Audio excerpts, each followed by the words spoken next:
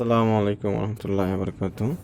তো এই প্রশ্নটার হচ্ছে আমাদের গ্রিলের পরিমাণ বের করতে বলেছি। তো গ্রিলের পরিমাণ বের করার সময় আগে আমার মূল থিমটা বুঝতে হবে, মানে আমার গ্রিল বসে কীভাবে। আর এইখানে বইয়ে যে বিষয়টা বের করেছে সেটা হচ্ছে যে কাঠের জানালা যদি হয়, সেই জানালায় যখন চৌকাঠ থাকে, তো সেই চৌকাঠের মাঝটুকুতে আমার গ্রিল বসে।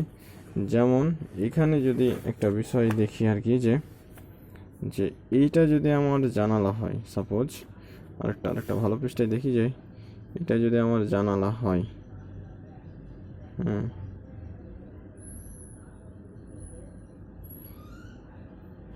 সাপোজ আমার এটা হলো জানালা। যখন এই মানটা আমার উপরে যে মাপটা আছে 150 হয়, বা বলতে এক কথা 120-এর উপরে চলে যায়, তখন আমরা কি করি, যেহেতু লং স্প্যান হয়েছে, বেশি স্প্যান দৈর্ঘ্য হয়েছে, তখন আমরা মাঝখান বরাবর একটা, মাঝখান বলতে 120 পর্যন্ত একটা হচ্ছে আবার চোকার দিই।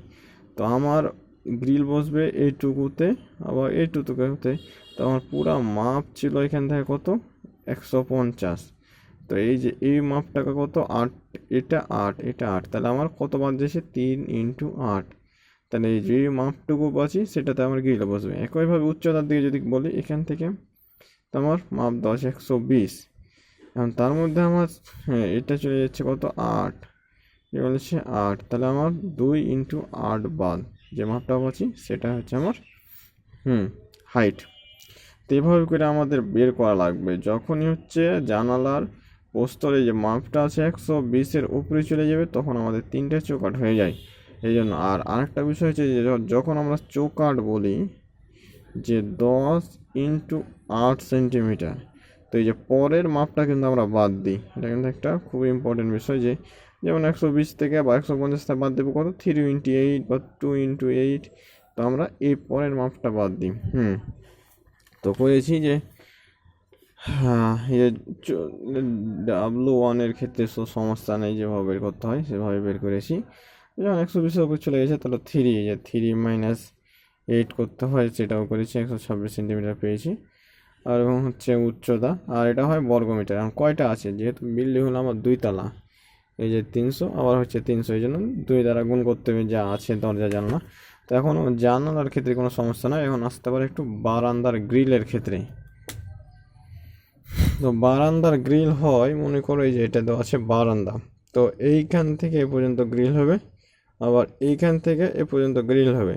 তো আমার এখান থেকে এ পর্যন্ত মাপটা কত দেওয়া আছে, এই যে এখান থেকে ভিতর থেকে এ ভিতর পর্যন্ত মাপ আমার 550। তাহলে এ পর্যন্ত আমার মাপটা কত, 550। তাহলে এখন এখান থেকে মাপটা কত, তো আমরা এইখান থেকে ডাইরেক্ট এ পর্যন্ত দেওয়া আছে 150, তাহলে আমার কলামটা বাদ দিয়েছে 125।